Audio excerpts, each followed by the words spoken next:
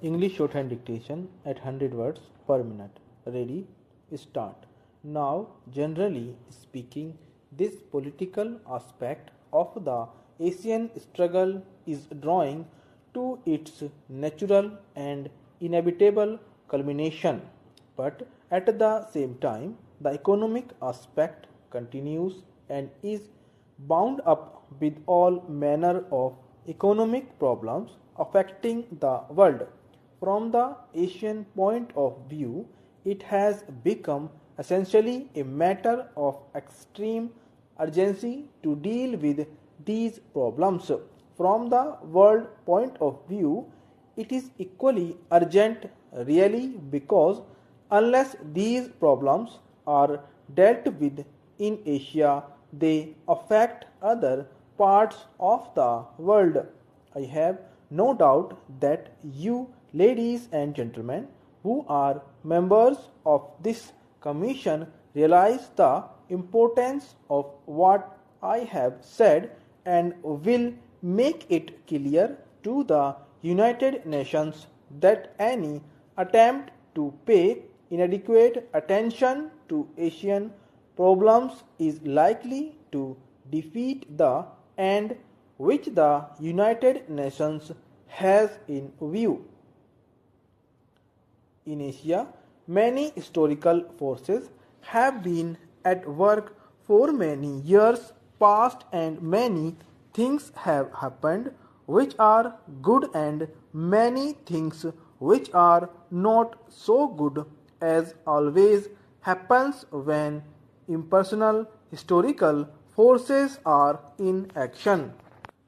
They are still in action. We try to mold them a little to divert them here and there, but essentially they will carry on till they fulfill their purpose and their historical destiny.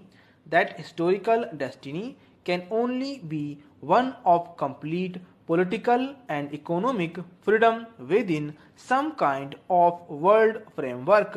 In Asia and the rest of the world, there are various systems at work, political and economic, in different countries.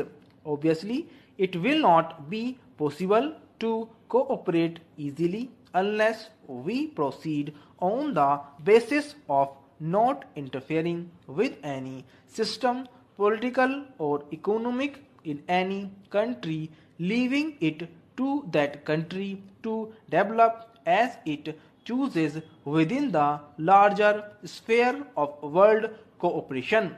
You can look upon the problems of Asia from the long term and the short term point of view. The short term problems demand immediate attention because of the urgency of solving some great difficulties. There is, for instance, the aspect of food.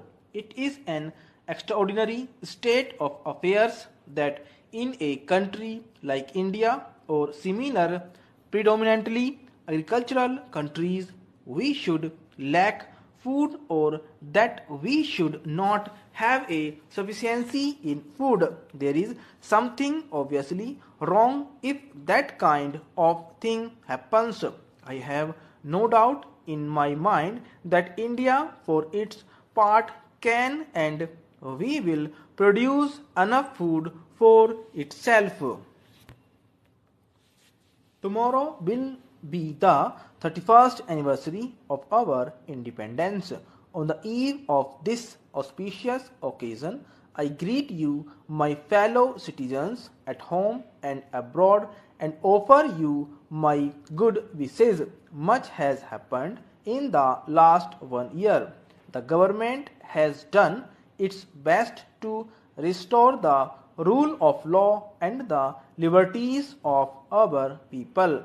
I want to speak to you tonight not only of our achievements and aspirations, but also the unfulfilled tasks and the tormenting differences casting their ominous shadows on our national life.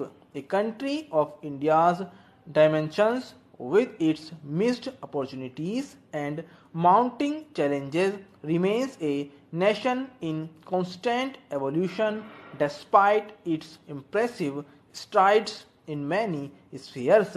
It has been going through an endless self examining process, trying to rediscover itself, shed the accumulated hangovers of the past, and keep pace with the complexities and compulsions of the present times. The tempo of this activity can be sustained only through stability, which is the very basis of survival. The country stands today at the critical crossroads of history, and any false turn could prove ruinous for the nation.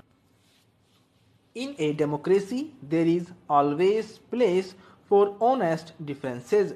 The inherent right of dissent must not, however, be carried to the point of obstructing the democratic processes, blocking the proceedings of legislatures, carrying controversies to the streets, or indulging in the politics of denunciation and manipulation. The country's political system can function only within the framework of the accepted norms based on self restraint and readiness to place public welfare above narrow party or personal interests. A nation torn as under by bitter discord can hardly hold its place or make any progress. There is need for an ennobling vision of a resurgent India imbued with a crusading spirit and an exhilarating sense of participation in a common effort, and move forward without a robust faith in itself and its people. The real crusade today is against poverty. We must end the widening disparities between the rich and the poor and the creation of islands of privilege. We cannot afford to be complacent in such a situation, have to forge ahead with well conceived, need oriented, and strictly time bound programs for ensuring socio economic justice for all. The future must hold out a promise for a better life for the economically weaker and vulnerable sections of our society. Stop.